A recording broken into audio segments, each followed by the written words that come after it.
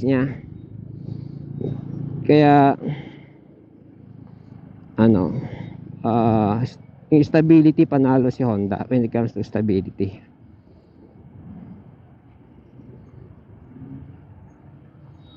Ano pa? Sa Japan, panalo si Honda. Maraming tinatalo ang Honda sa Japan. Hindi lang ano. Yung by ano we're talking stock Hindi, we're not talking kung ano mang in-add on mo Stock lang out of the factory. Nakasa. Itong keso, sabi ni teacher nung naka-Honda kami, sabi, na-miss ko yung mga may tumitingin sa atin. Kasi unique yung tao hindi mahihiya, hindi ano, hindi pwedeng magtanong, uy, ano yan? Ano, electric yan? Ganyan. Pwedeng magtanong, ganon. Kasi unique ka, ganon. Or, oh, yan ba yung keso? Yan ba yung matulin? Ganon. Hindi kagaya ng Honda, parang pag nagtanong ka, Honda yan? Parang napakasyonga mo yun. Kaya tumitingin sa Honda, parang pasulyap lang, uy, Honda, uy, ADB, uy, tinan mo. Ganyan. Unahan natin, unahan na yung Honda na yan. Pasimple yung mga tingin sa Honda.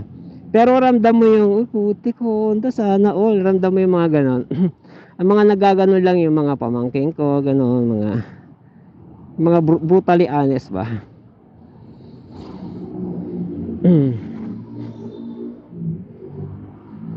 Tsaka mga nakakaintindi sa motor. Ganon. Kasi mali ba nila yung worth ng motor mo in terms of mid-range ba, terms of ADB, ganyan. Walang anong category ng ng ADB 160 kung mid ba o basta out of mga 125 ganyan o 150 yan siya 160. So hindi ikaw yung baseline, yun na lang. Hindi ikaw yung baseline. May ilang baitang yung inangat mo, yun na lang. Yun sa Honda. ADB, we're talking ADB, yan. HSTC, yan, meron ng Honda, ito wala. HSTC, yun yung the computer box will, pwede pa pala ako naka left turn, will make sure na sabay iikot yung gulong mo. So advantage yung pag maputi, ganyan, madulas, ganyan, na nag-accelerate ka, ganyan, production mo yan para hindi ka madulas. Yung mga safety feature yun meron, to wala. Siyempre mas advanced yan, mas mahal yan, ganyan. So ang goal ko naman kasi sa Honda is to keep it in stock.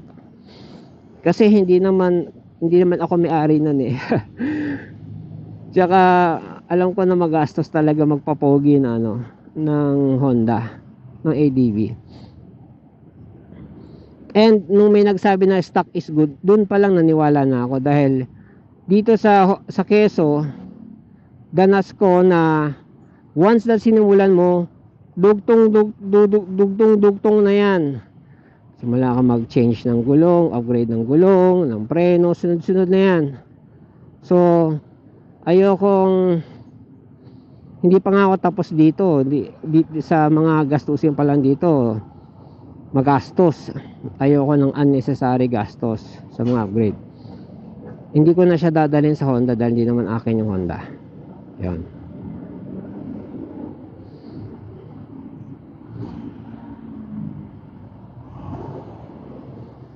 Tayo. Wee.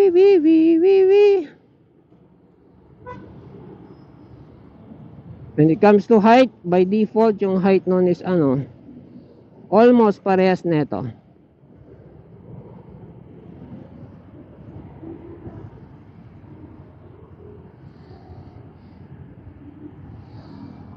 Parang bumalabsa. Saan tayo? Natin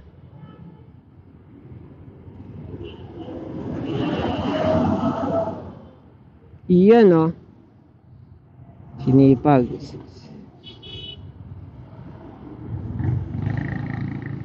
Yun, oh. Good job.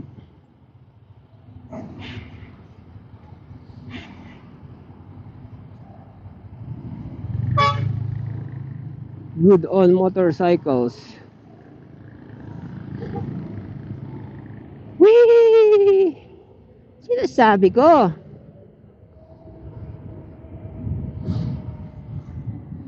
Yun. Yun mga yun. Pag nalinis mo naman to, ano ang ganda rin sarap nitong linisan. Yung yung detail cleaning, sarap nito. Lumilitaw yung ganda niya. Nga lang ito, napapangharabas ko kasi may kulay board. Yun talaga, ayoko pang harabas yun. Mahal-mahal nun eh. Kaya si teacher mismo, sinasabihan ko na kapag meron kaming bit-bit na karne, isda, patong na sa legs mo, yung legs mo mahugasan pa eh pag matuluan. Syempre nilagyan sa Tupperware yung pawis ba.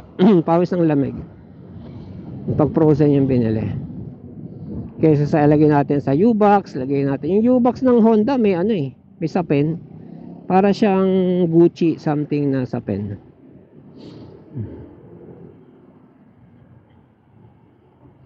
Pinakabit lang ng pamangking ko. Sabi niya, tito bili ka nito, maganda to, sabi niya. So ang bilis ng mga tools lagay mo, basta lang mga tools, niya, pinalagyan niya ng gano'n.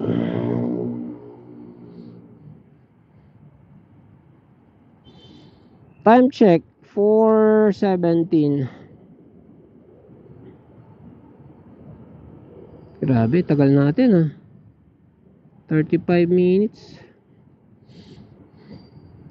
Traffic so yun na nga, deads na yung dalawang Malinois. OMG. Yung brown and yung pure black, deads. Why and how? Paras naman silang kinakain. Yung yung suspecha will remain suspecha until I find a proof. Ang suspecha nila. Although kumbaga sa investigation ito may criminal record na to. Kumbaga yung rapist na to may criminal record na to, na rapist. Tapos may ni-rape sa lugar at nandoon siya sa lugar, alam mo yun. So primary suspect ka pag ganoon.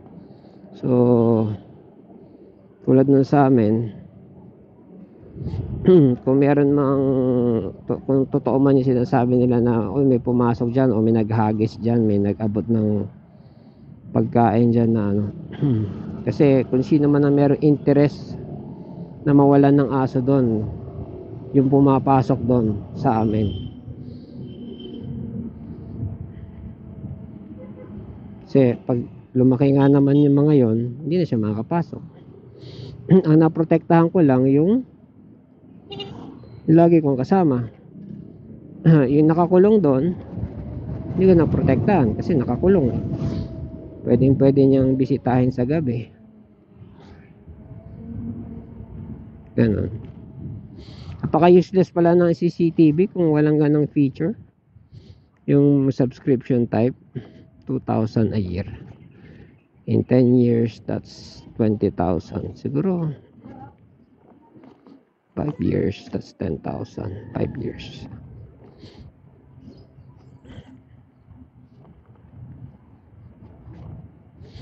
Ay, teka, nag-text si teacher. Yan natin kung nasa saan siya. Baka nasa dentista siya.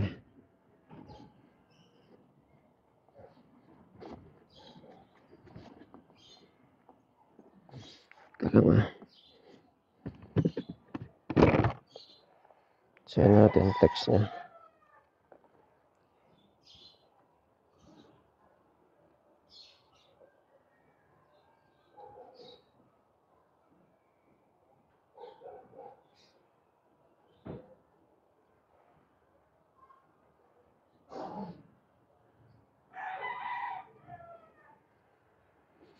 Napakabagal ng isa kong cellphone.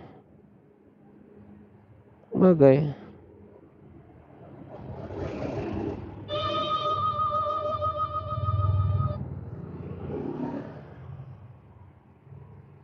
Commute na daw siya. Teka, tawagan ko. Ayan, si teacher. Nag-commute na pala. Hindi man lang nagsabi.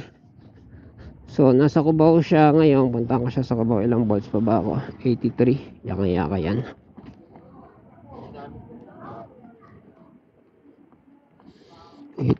volts. Mag-alala ako pag nasa line of 6. Sa line of 8 pa tayo. Tipid ko naman eh. Macho ng aso ko. Although I'm hungry, Pitwason SM. Baka pwedeng kumain muna ako. Wala makakainan doon.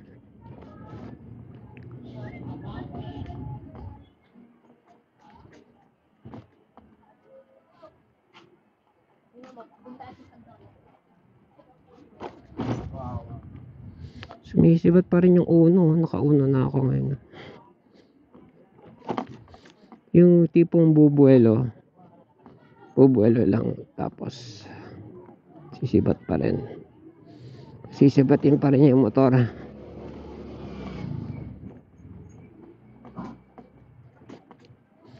Okay, focus tayo kung Cubao.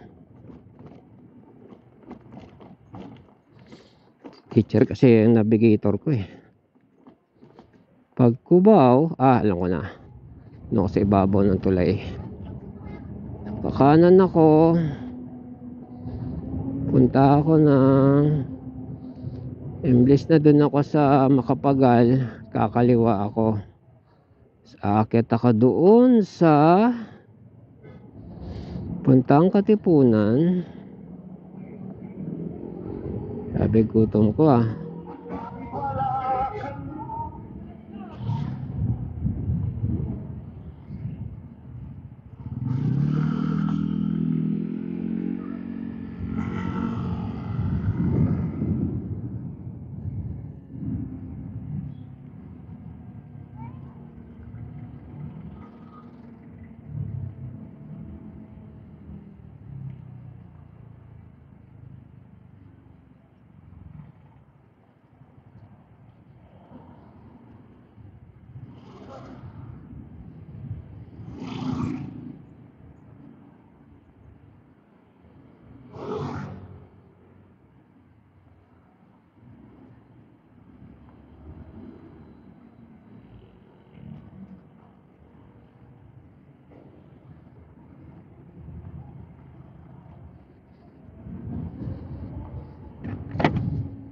So dito pa rin tayo sa Ispo dadaan dahil pakahirap ng traffic dyan. Lah, naka-right ano na naman ako.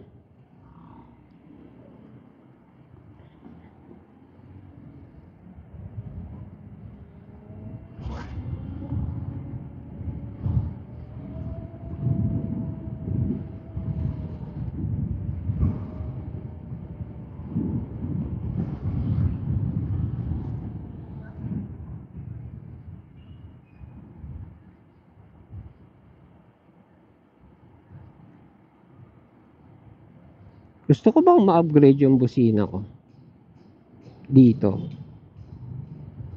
Happy naman ako sa titititit eh. Wag lang doon sa maingay na lugar. Talaga hindi ka dinig.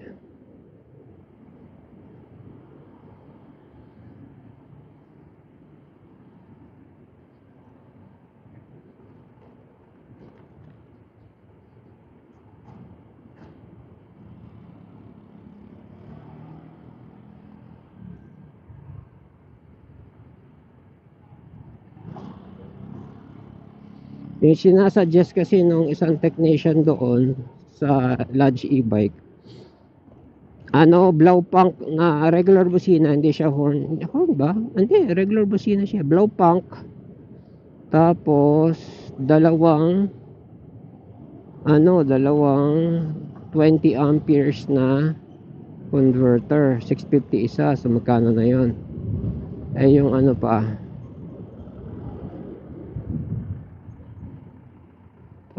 ito. Yung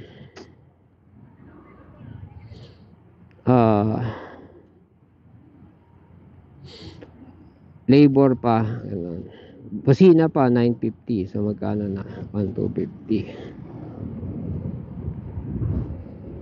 950 plus 1,3, so 2,000. Wala pang labor yun.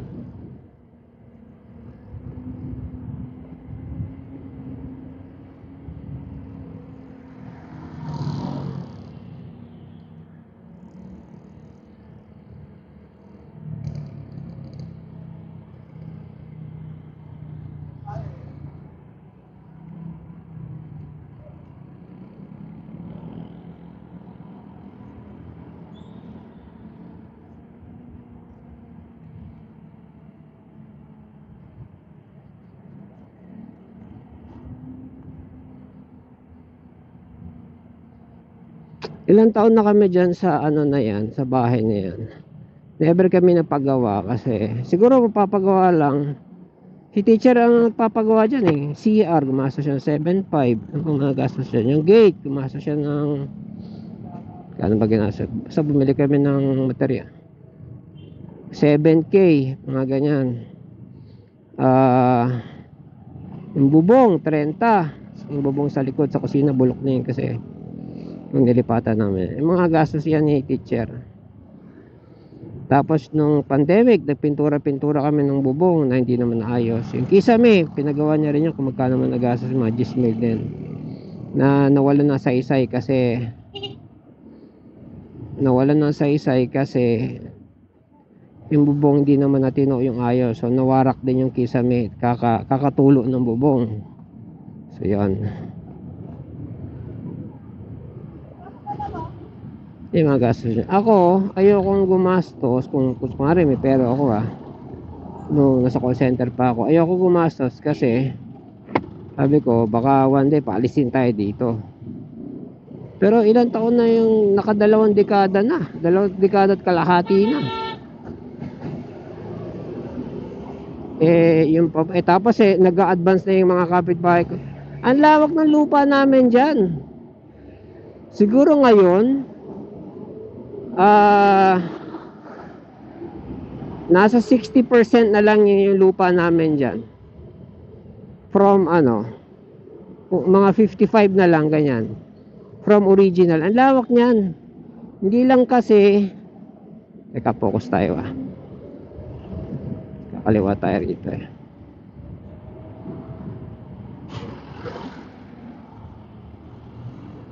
Hindi lang kasi focus tayo.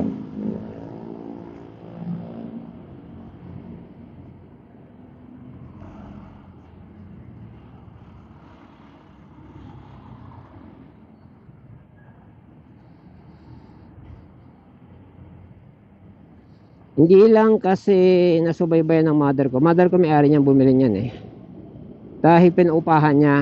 Mahilig siya sa ganyan nung buhay pa siya. Bibili ng rights ganyan. Patitirhan or paupahan. Yan.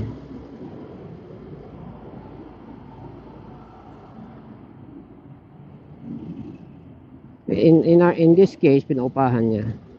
Kaya lang, ang problema pag pinaupahan mo at hindi solid yung bakod, yun na. Hanggang kwento na lang yung dati mong lupa. Kasi yung mga nag-occupy, tinayuan talaga ng bahay, hindi lang basta bahay, brick and mortar na bahay. O paano mo pa sasabihin, oy, amin yan dapat o paano mo pa sasabihin, di ba? Tapos absent owner ka pa. Kaya yun naging problema dyan.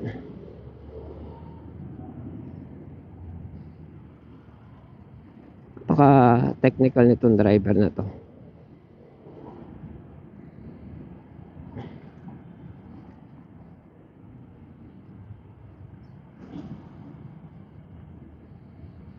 Si teacher yung angkan niya, sundalo at pulis siya pa teacher, puros mga government.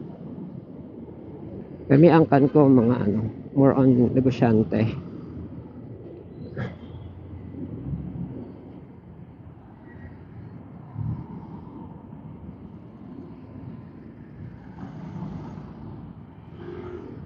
Nangalay na kamay ko. Ay, sa plate number 608 tao. Skip ba to? Sino naman to?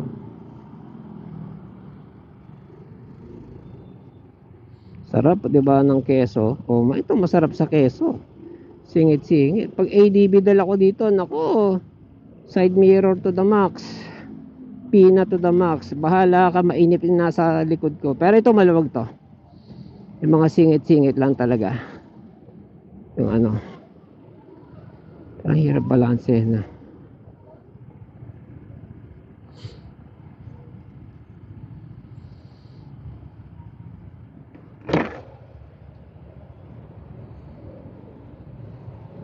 So, nasa Cubao si teacher, nainip na. Iniwan na ako sa ere.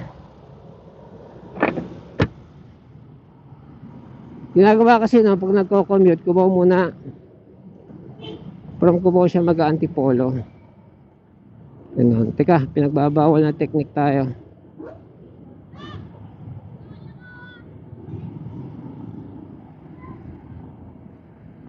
Bilis! Pinagbabawal na technique. Puta na puwing pa ako.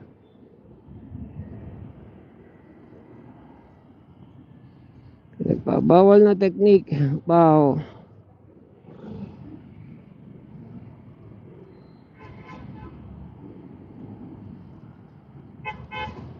Iba nakadiscover na ito.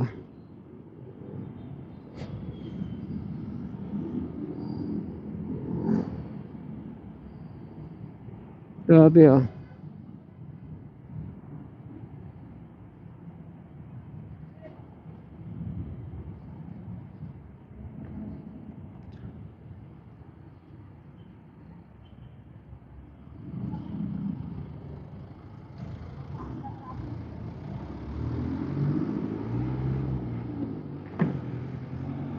So, Pitwasan SM daw si teacher. Sabihin, umuwi siya, bitbit niya yung helmet. Wah. Kaluoy! Oh, ang tulin naman ang dos niya, oh. Tulin din naman ang dos, eh, oh. Interest lang talaga, killer, eh. Killer talaga yung interest, totoo lang. Babalian ka ng buto ng interest nito. Kaya dos lang lagi. Gusto ko lang mang-asar. Gusto ko lang mang-asar, 3. Or emergency speed. Yan. Yan ba emergency speed? Ay, lalagyan ako rito. Dapat doon ako kumanan ba yan? Wala na. Pero dito na lang kakanan. Ang avenue ba to? Daldal ko kasi. Ang avenue ba to? Kung anong avenue ka man, dito tayo.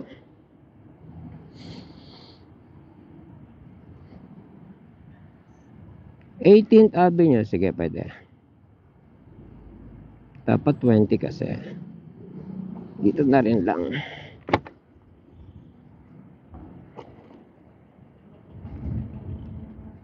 Ano, nahihirapan ako kapa-kapa.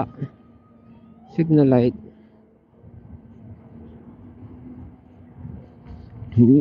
Excuse.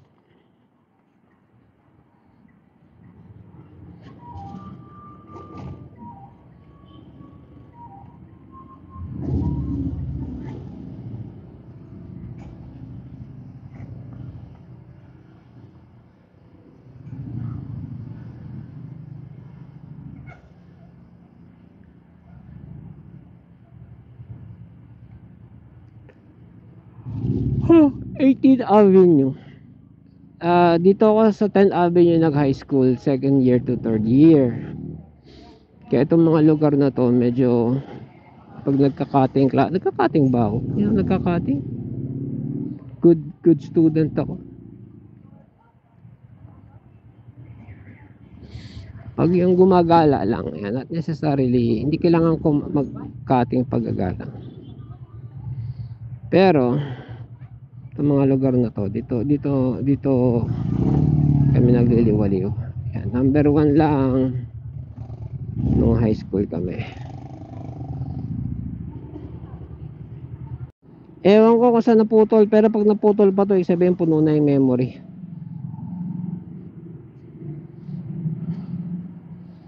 So susunduin ko si teacher dito sa Cubao dahil nainip na siya. Nagkubaw na siya. Ganon. Kubaw kasi siya muna bago mag-Antipolo. Mas madali yan kasi wala namang, mahirap na ang Antipolo sa Ligaya.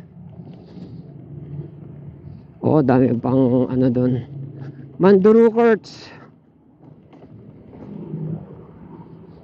Meron akong kasangahan sa ano dati, sa call center. Minsan pang araw kami, hindi naman lahat ng oras pang gabi call center eh. So nung na pang araw kami, sabi kami umuwi kasi kogyo siya.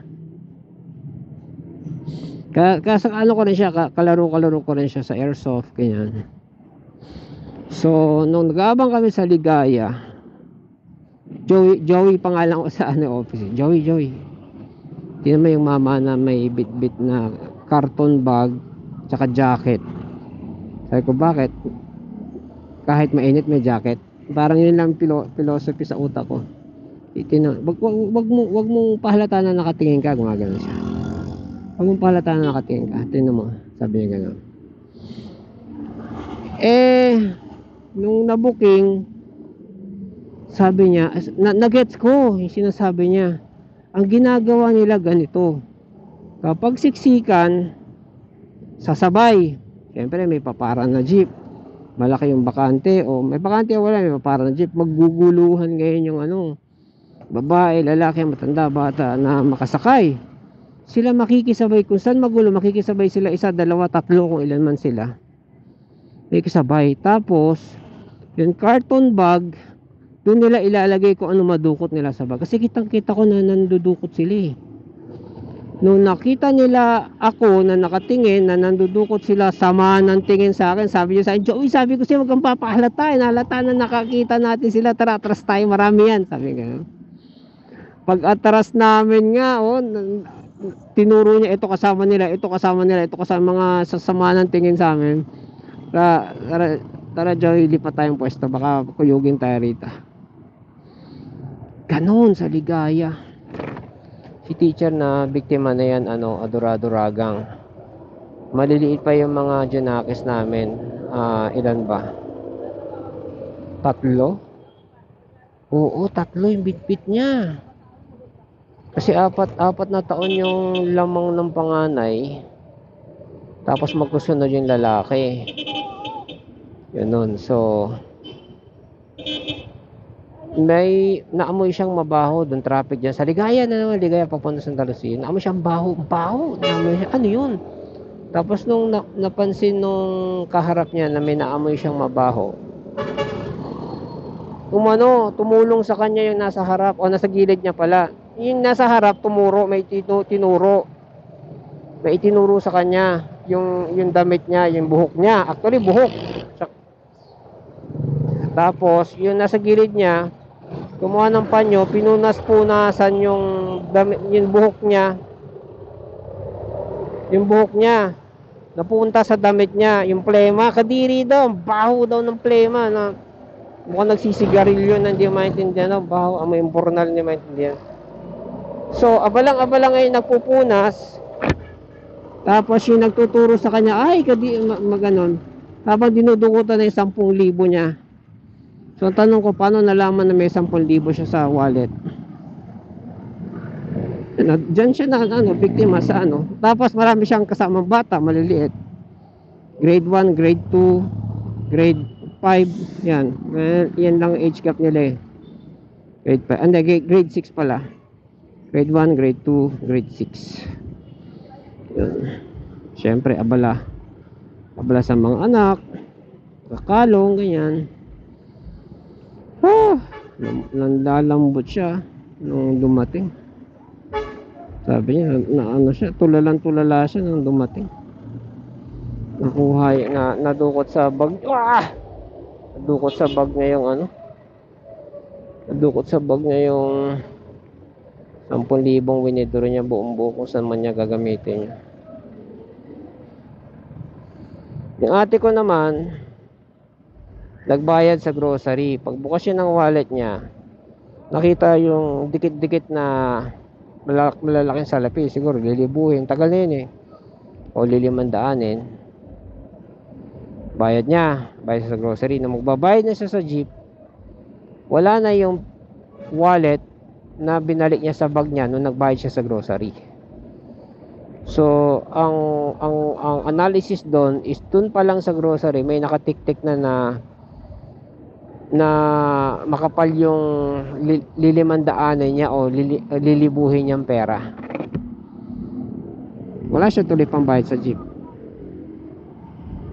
Sinandun lahat sa wallet niya pati barya. Doon lang niya na-realize na sa jeep na siya.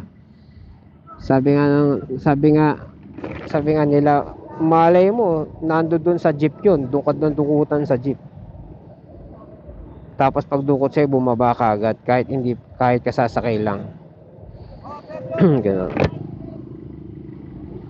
Yung mga modus operandi. Teka, SMP Tuason. Tawagan natin si teacher. SMP Tuason daw. Ano bang SMP Tuason? Oh, alamin natin na. SMP Tuason. Kanan tayo rito. Sige, SMP Tuason. Yan, tawagan ko na si teacher. See you later, alligator. Bye.